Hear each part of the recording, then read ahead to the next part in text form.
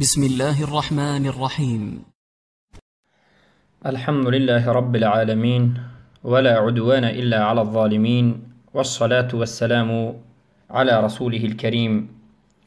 أما بعد، السلام عليكم ورحمة الله وبركاته.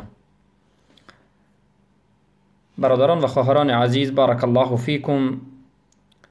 به من یکی از برادران موحدم یک نوار را از یوتیوب روانه کردند که در اون مشاهده نمودم که در تاجیکستان منطقه وجود دارد که در اون منطقه قبری هست و به گفت مردم این قبری برخی سرمستی ولی هست. یکی از اولیاهای بزرگی هست که برخی عبدال سرمستی ولی گفته می شود، که مردم به زیارت این قبر می روند و قبر بزرگ بنا کرده شده است، به نهایت بلند، و به بالایش نقشه های هم از ذکر و از کلمه شهادتین نوشته شده است،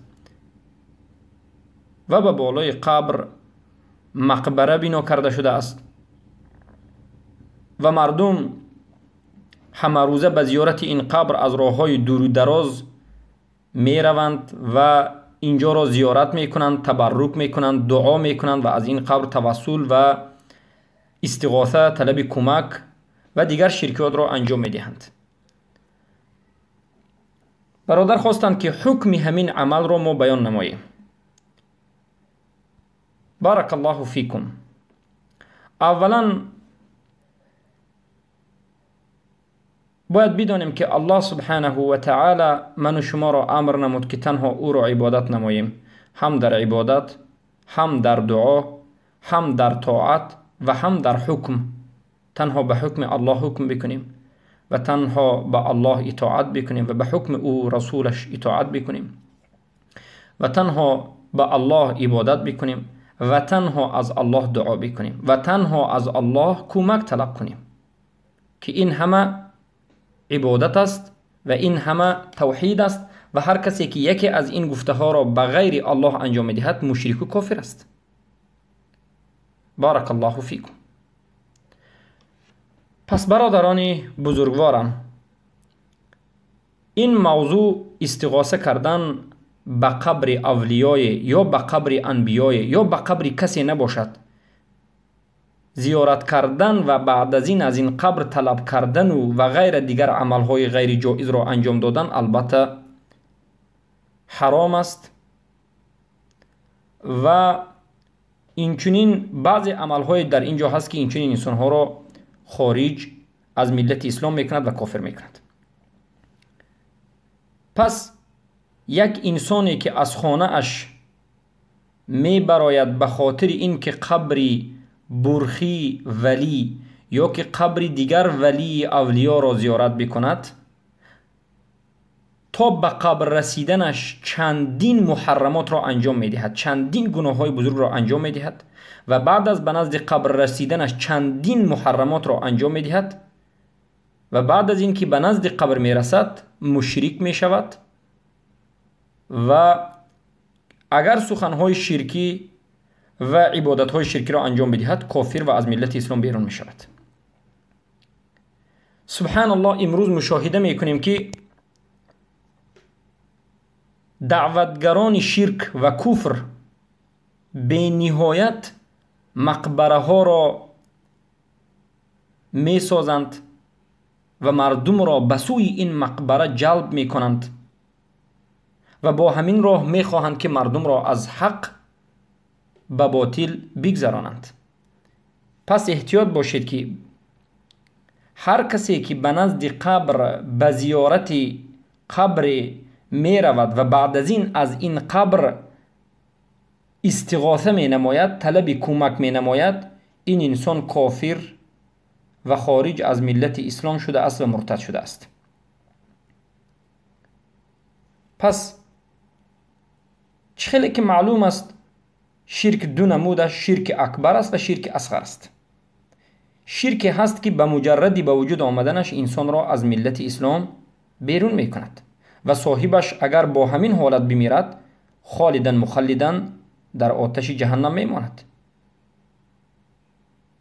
و یکی از نمودهای استغاثه کردن به غیر الله، طلب کمک کردن از غیر الله، بمانند این که بگوید ای رسول الله مرا شفاعت کن. البته این شرک اکبر است و آدم را کافر میکند. ببینید اگر شما رسول الله را طلب شفاعت بکنید شرک اکبر باشد، غیر رسول الله دیگر انسان ها کسی نباشد از اون طلب شفاعت کردن، البته انسان را 100% کافر میکند. البته شفاعت صحیح از رسول الله یا که از الله طلبیدن این است که ای الله شفاعت رسول الله صلی الله علیه و سلم را به من نصیب گردان، در روز قیامت به من نصیب کن که به اجازه خودت به اذن خودت رسول اکرم صلی الله علیه و سلم را شفاعت بکنند. چرا که اگر الله شفاعت کردن رسول الله را، اگر الله به رسول الله شفاعت کردن کسی را اجازه ندهد، رسول الله کسی را شفاعت نمیکنند. پس از الله اول از رسول الله راضی می شود که شفاعت بکند و بعد از این الله همون مردمی که شفاعت کردنشون ممکن است به رسول الله اجازت میدهد. پس ای رسول الله مرا شفاعت کن بگوید، یا که بگوید که ای رسول الله غیر از تو به من کسی نیست، شنونده من، کمک کننده من، رزق دهنده من و غیره تو هستی، کمکم کن ای رسول الله، الغوث یا رسول الله، مدد کن یا رسول الله، یا رسول الله نظر نمو به من، یا رسول الله به من سختی آمد تو سختی رو از من بردار. یا که یا حسین بگوید، یا که یا علی بگوید، یا که یا فاطمه یا زینب، یا که یا ولی یا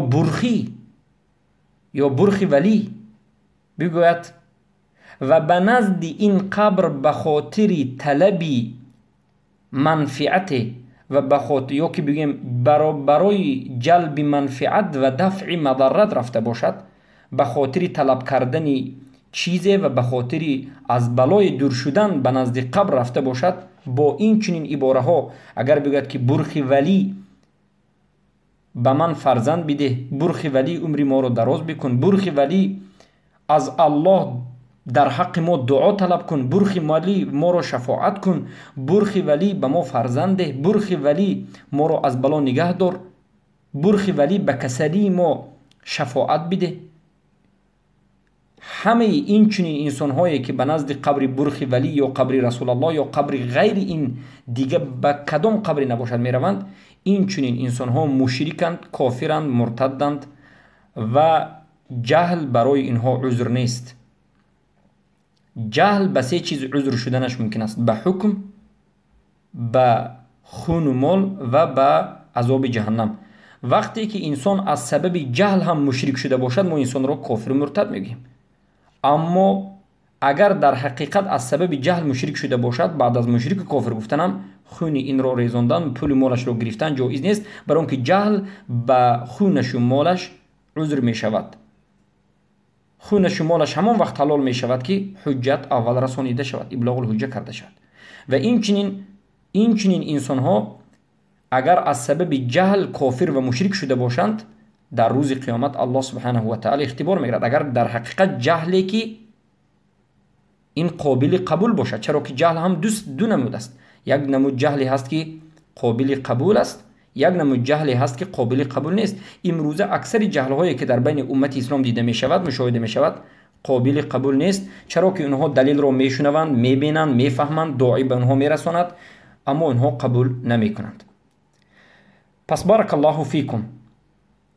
خلاصه قول همین است که هر کسی که به نزد قبر رفت، از اون طلب حاجت کرد، یا که خواست که یگان بلا و آفت و ضرری را از بالایش همین صاحب قبر نابود بکند، این کافر مشرک است.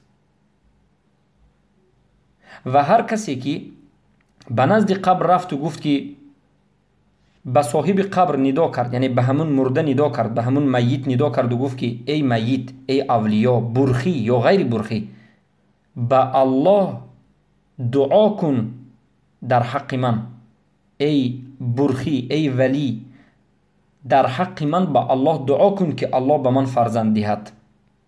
البته این هم شرک اکبر است. البته بعضی از جهمی ها در همین عبارت کمی اختلاف کردن، لیکن قول راجح، ما نمیگیم قول راجح، به اجماع علمای اهل سنت و جماعت این شرک اکبر است و این هیچ فرقی از عباره دیگر که ای رسول الله شفاعتم کن ندارد. پس مسئله خطرناک است و این شرک در دعا هست. الله سبحانه و تعالی همه ما و شما را امر کرد که در دعا کردن فقط تنها الله سبحانه و تعالی را دعا بکنیم. بیایید به دلیل ها نظر بکنیم. اعوذ بالله من الشیطان الرجیم. بسم الله الرحمن الرحیم. وأن المساجد لله فلا تدعوا مع الله أحدا. مسجد ها از آن الله است و به حدیث دلالت آمده است که اینچنین تمام زمین مسجد است، طاهر است. عموما فلا تدعوا مع الله أحدا، غیر الله دیگر کسی را، چیزی را، قبری را، سنگ را، هیچ چیزی را غیر الله نخوانید، دعا نکنید، طلب کمک و غیره نکنید. همون طلبی که غیر از الله هیچ کس کردنش را، انجام دادنش را قادر نیست، شما طلب نکنید. به شما الله فرزند نداد، پس فرزند را از غیر الله، از اولیای قبری نطلبید. این شرک اکبر است. نظر و ذبح به غیر الله نکنید، این شرک اکبر است. ذبح کردن در نزد قبر به خاطر تعظیم کردن قبر، به خاطر عبادت، شرک اکبر است، صاحبش را کافر میکند. الله سبحانه و تعالی همیشه من و شما را امر میکند که دین الله را، دعا را، عبادت را خالصانه تنها به الله انجام بدیم. هم دینش را، هم حکمش را، هم دعا را، هم عبادت را، هم طاعت را، هم اش را خالص تنها به خاطر الله بکنیم. در سوره زمر آیه 3 میگه فاعبد الله مخلصا له الدین. الله را مخلصانه، یعنی بدون یگان شریک قرار دادن، تنها خودش را که تمام دین از آن اوست و تمام حکم از آن اوست عبادت بکن. هیچ شکی نیست که ما از جانب الله مأمور هستیم که عبادت هایمان را به الله خالصانه با اخلاص انجام بدهیم. یعنی عبادت با اخلاص چیست؟ عبادتی که این عبادت تنها به الله انجام داده باشد، که یکی از عبادت بزرگترین این دعا هست. یعنی به قبر دعا کردن این شرک اکبر است. یعنی از قبر طلب نمودن. در حق مرده دعا کردن جایز است، بگید الله این مرده را رحمت کن، این مرده را مغفرت کن، مرده مسلمان باشد، جایز است. اما از مرده ای که سخن شما را نمیشنود، قادر نیست، اگر شنود هم جواب داده نمیتواند، فإن سمعوا ما استجابوا لكم و یوم القیامة یکفرون بشرککم. سخن شما را نمیشنود، الله میگه اگر شنود هم جواب داده نمیتواند و روز قیامت همین صاحبان قبر از شما بیزاری میجوید و به شما کفر میورزد. البته از اونها طلب کردن این شرک اکبر است و این بیعقلی و بیخردی است. الله سبحانه و تعالی در سوره غافر 65 میگه هو الحی لا اله الا هو. الله زنده و پاینده است، نیست معبود بجز او تنهاست. فدعوه، پس همون الله را دعا کنید. کمبودی دارید، مشکلی دارید، طلب دارید، درد دارید، رنج دارید، پس تنها از الله دعا کنید. مخلصین له الدین، خالصانه تمام حکم را از آن الله بکنید. این آیات ها دلالت میکند که ما در دعا کردن تنها الله را طلب بکنیم.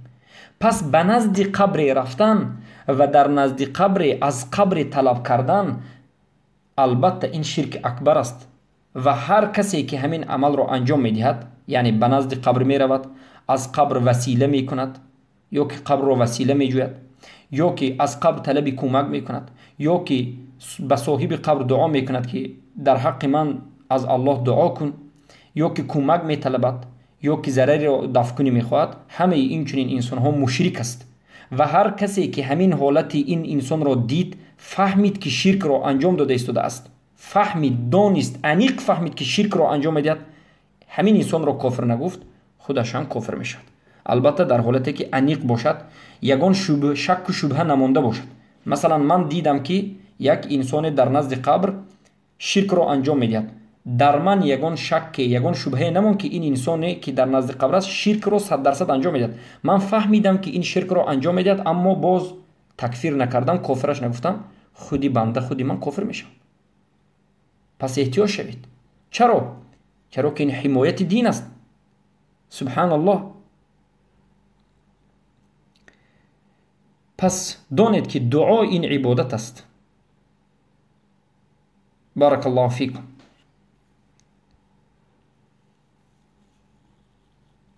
پس دعای غیر الله را کردن این گمراهی، زلالت، شرک اکبر است. خیلی که الله ما را طلب کرد که دعا تنها الله را بکنیم، این چنین در آیات های دیگر ما را نهی کرد، باز داشت از دعا کردن غیر الله. در سوره احقاف 85 میگه ومن اضل ممن يدعو من دون الله من لا يستجيب له الى يوم القيامه وهم عن دعائهم غافلون. کیست گمراهتر از آن کسی که غیر الله را دعا می کند؟ کیست گمراهتر از آن کسی که غیر الله را ندا می کند؟ قبر را ندا می کند، اولیاء را ندا می کند. غیر الله، رسول را، انبیا، اولیاء، کسی را نباشد غیر الله را دعا می کند، ندا می کند، از وی طلب کمک می خواهد. از این دیده کسی گمراهتری وجود ندارد. این مشرک و از همه گمراهترین انسان نمین است. من لا یستجیب له الى یوم القیامه. کسی را ندا می کند، غیر الله را ندا می کند که تا روز قیامت به این نداش این غیر الله اجابت نمی کند. انسان های بسیار در نزد قبر ندا می کنند و ندا می کنند و ندا می کنند. باید دانند که تا روز قیامت نداد کنند هم این مرده به اونها هیچ جوابی را نمی دهند و هیچ دعایشان را اجابت و قبول نمی کنند، برای که اونها قادر نیستند و اونها از دعای این بنده ها غافلند.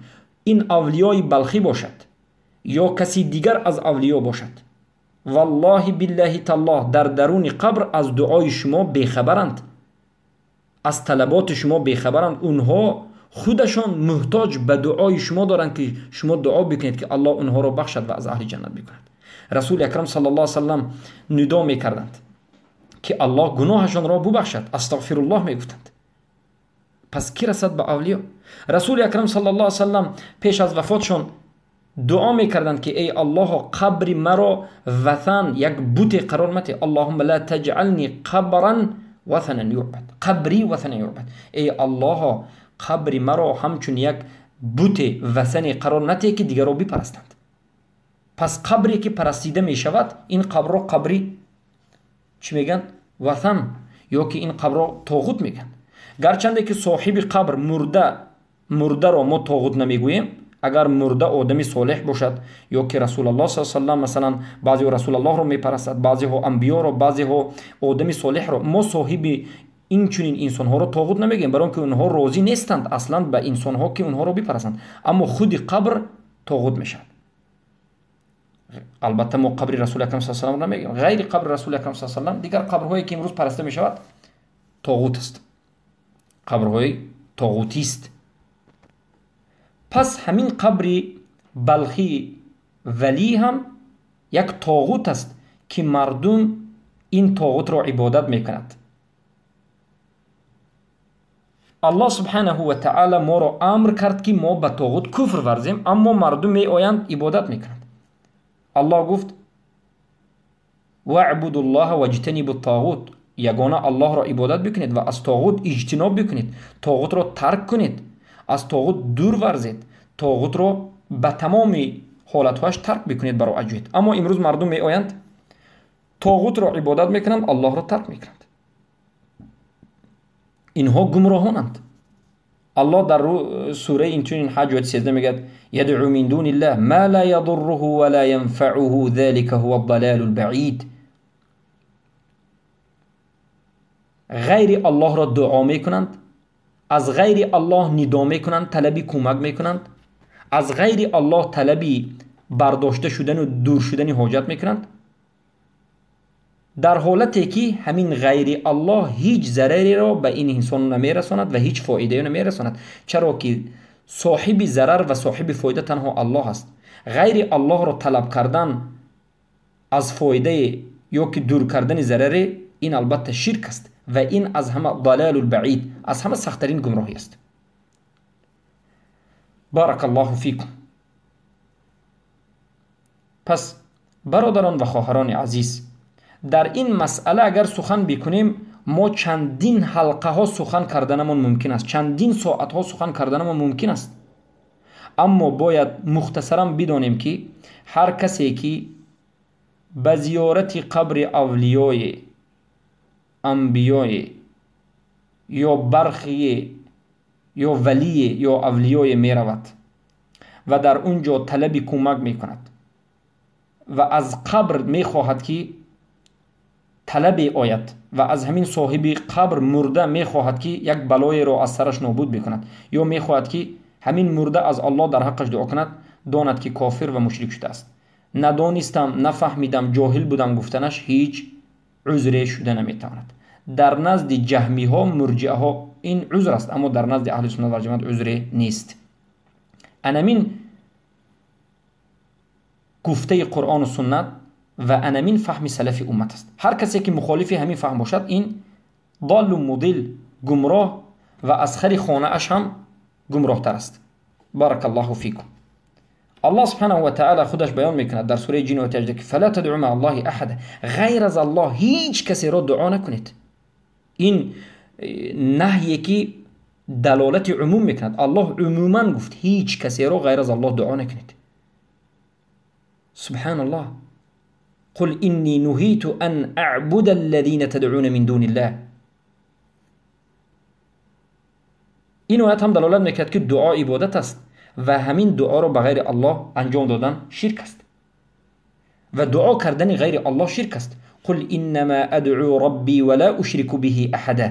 رسول اکرم صلی الله علیه و آله به الله امر کرد و گفت ای محمد بگو که البته من تنها ربم الله را دعا میکنم و به الله هیچ کسی را شریک قرار نمیدم. یعنی در دعا کردن تنها الله را دعا میکنم و در دعا کردن غیر الله را دعا نمیکنم و به الله چیزی را شریک نمیدم. سوره جن 20.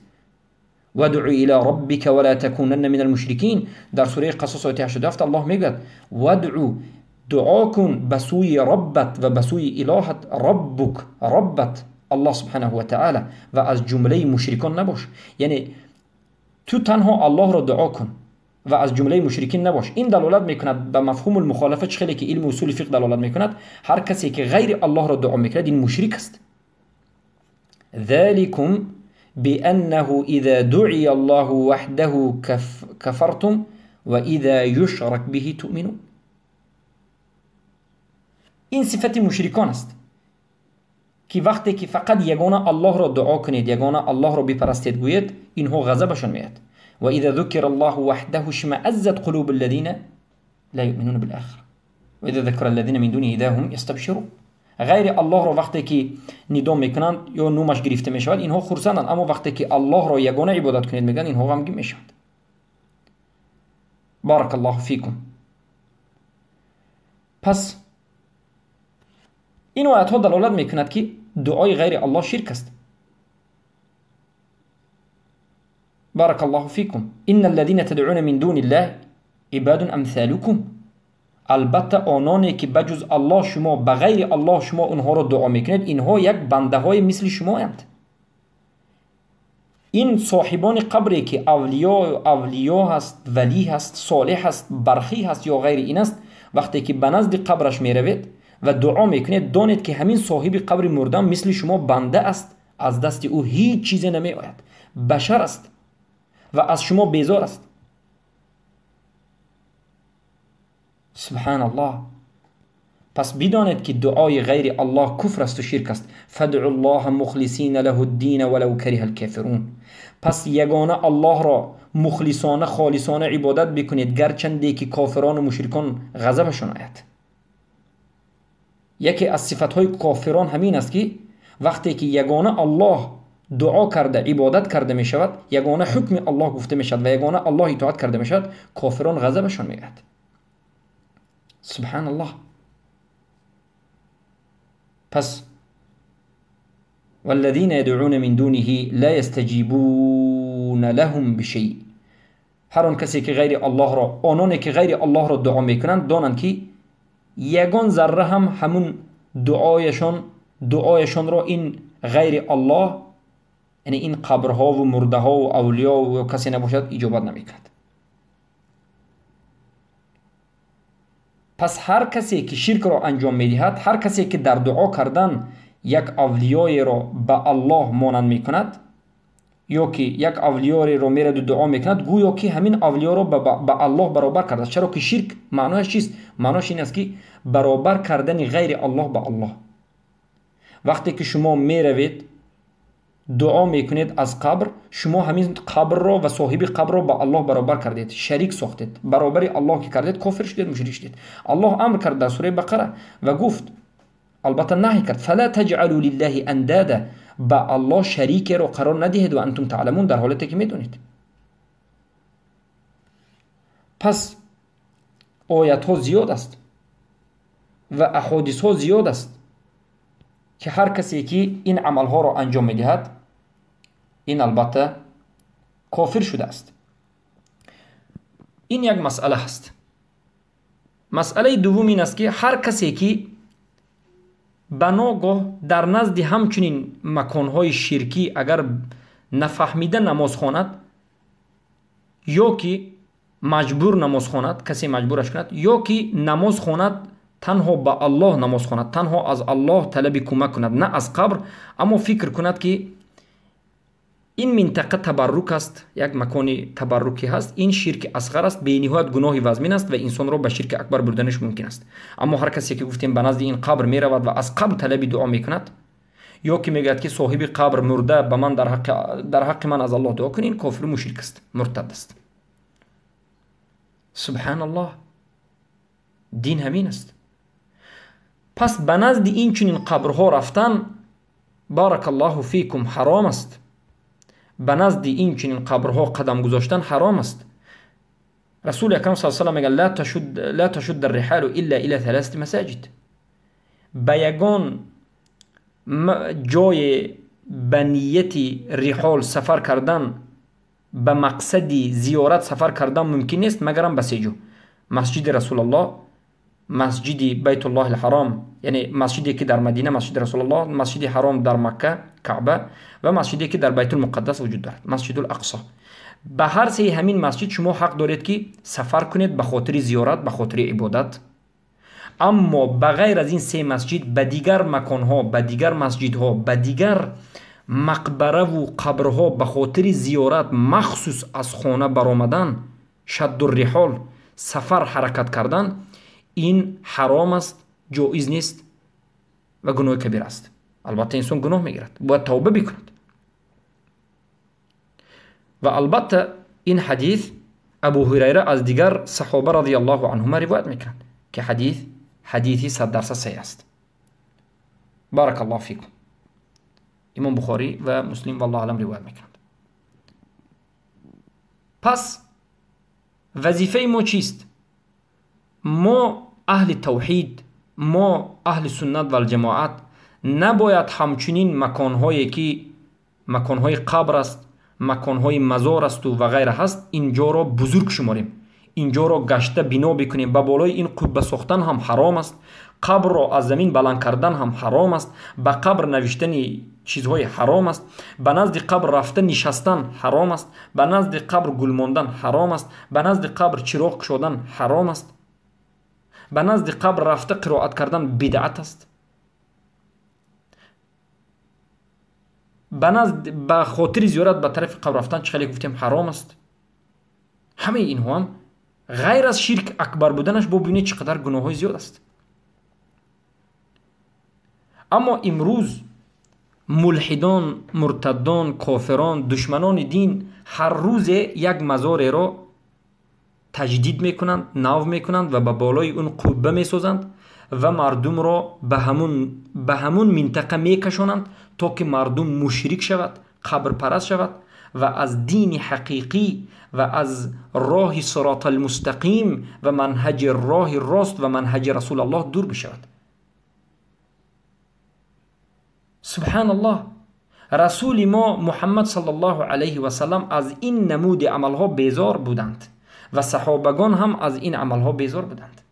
رسول اکرم صلی الله علیه و سلم با دستان مبارکشان فقط تمام نمودی بت‌ها را میشکستند و با زبانشان بت‌های معنوی را میشکستند و رسول الله امر کردند که در هر جایی که بت پیدا شد باید شکسته شود و قبری که بلند هست باید پس کرده شود. خیلی که در حدیث متفق علیه آمده است. سبحان الله. اما امروز این سخنها را گفتید شما را طعنه میزنند و میخواهند که بازار اونها گرم بماند. بارک الله فیکم. پس رسول اکرم صلی الله علیه و سلم صحابگان را هم همچنین تعلیم دادند. بعد از وفات رسول اکرم صلی الله علیه و سلم صحابگان با همه راه تمام نمود شرک را نابود کردند و هر یک راهی که به سوی شرک میبرد هم راه هم نابود کردند. مثلا عمر الفاروق رضی الله عنه خلیفه دومین و بهترین انسان بعد از ابو بکر صدیق رضی الله عنه، اول رسول الله ابو بکر سونی دومین انسان خلیفه بعد از رسول اکرم صلی الله علیه وسلم بعد از ابو بکر عمر، وقتی دیدن که مردم در زیر درختی که رسول اکرم صلی الله علیه وسلم نشسته بیعت کرده بودند در همونجا می نشینند، همونجا رو تبرک میگیرند، همون درخت رو مس میکشند و غیره و غیره، همون درخت رو تبرک گرفته ایستادند. حضرت عمر همون درختی که در زیرش پیامبر صلی الله علیه و آله بیعت الرضوان کرده بودند این درخت رو میبرند و نابود میکنند و جایش رو فقط زمین میکنند. چخیلی که سعید ابن منصور این در سننش از ابن سعد در طبقات روایت میکرد. و این چنین عمر رضی الله عنه میبینند که همون چوب و همون قطعه درختی که یا قطعه یک چوب خشکی که رسول الله در بالایش امر معروف میکردند وقتی که فرامدن ناله کرد و بعد از این دستشون رو ماندند و ناله این استاد، بعد از وفات رسول الله دیدند که مردم همون چوب رو، همون چوب خشک رو آهسته احترام دارند میکنند و تبرک میگیرند. عمر رضی الله عنه این چوب رو هم بردند دفن کردند، به زمین گور کردند، با همراهی صحابگان نابود کردند تا که مردم به واسطه همون درخت، به واسطه همون چوب مشرک نشوند. تبرک کردن جایز نیست، چی برسد به قبر. عمر رضی الله عنه و صحابگان مردم را منع میکردند که آثار رسول اکرم صلی الله علیه و سلم را تتبع نکنند. پیامبر در اینجا نشستن ما می نشینیم، پیامبر صلی الله علیه و سلم در اینجا خوب کردن ما خوب میکنیم، خاک اینجا تبرک است، این درخت تبرک است، گفتن را منع کردند. چخیلی که عبدالرزاق در سننشون چی میکنند از عمر رضی الله عنه روایت میکنند انما هلك من كان قبلكم اتخاذهم اثرا بیان. بارک الله فیکم. پس وقتی که حسن و حسین رضی الله عنهما دو نبیره رسول اکرم صلی الله علیه وسلم، یعنی حسن ابن علی ابن حسین، ابیره علی ابن ابی طالب رضی الله عنه و این چنین ابیره و چبیره پیامبر صلی الله علیه و سلم، وقتی که میبینند که یک مرد می آید به نزد قبر رسول الله، یک جای خالیگی را میبیند، فرجه یک شکافی و خالیگی را به همونجا نزدیک میشود و دعا میکند، این نبیره رسول الله میگند ای مرد از اینجا سرت را بگیر، نهی میکنند. آیا میخواهی که من به تو یک حدیث را بگویم که من از بابایم شنیدم، بابایم از رسول الله شنید که میگن لا تتخذوا قبر عیدا، پیامبر گفتند که قبر مرا عید نگیرید، یعنی گشته و برگشته زیارت نکنید و خانه هایتون را قبر نگیرید، یعنی در خانهتون نماز خونید، در خانهتون قرآن خونید، اما در نزد قبر نماز و قرآن نخونید. و صلوا علیه فان صلاتکم تبلغون حیث ما کنتم. و پیامبر گفتند که به من درود و صلوات بفرستید در کجایی که نباشید. ابن ابی شیبه و ابو علا و البخاری در ترجیح است و البته روایت میکنند. پس ببینید که صحابگان رسول اکرم صلی الله علیه و سلم و تابعین و علما بعد از ایشان مالک، شافعی، ابو حنیفه، امام احمد رحمه الله تعالی اجمعین، همه اشون از شرک مردم رو باز می‌داشتند. و امام مالک بینهایت سخت در همین مسئله بودند. حتی در قبر رسول اکرم، در نزد قبر رسول اکرم صلی الله علیه و سلم راستی ایستادن رو امام مالک و این چنین امام احمد، چلی که از هر دوی این امام بزرگ روایت شده است، منع میکردند. بارک الله فیکم. پس این شرک است و این کفر است و هر کسی که سفر کردن به سوی قبرها رو، مقبره ها رو، شد و رحال کردن رو اجازت میداند، البته مخالف حقیقت برآمده است. و هر کسی که به همین شرک دیده و دانسته فتوا میدهد، البته کافر و مشرک شده است. یعنی هر کسی که مردم را دعوت میکند و میگوید که از قبر عبادت، از قبر دعا کنید، از قبر طلب حاجت کنید، قبر را وسیله گیرید، البته این مشرک است و کافر است. یگان غلات قبوری است. بارک الله فیکم. پس این بود مختصری مسئله و ان شاء الله سبحانه و تعالی حالا بعد از حلقه های روزی میرسد که ما در مسئله شرک کاملا صحبت میکنیم که این در همون مسئله باقی میباید، یعنی در مسئله شرک کاملا ذکر کرده میشد. السلام علیکم و رحمت الله و برکاته.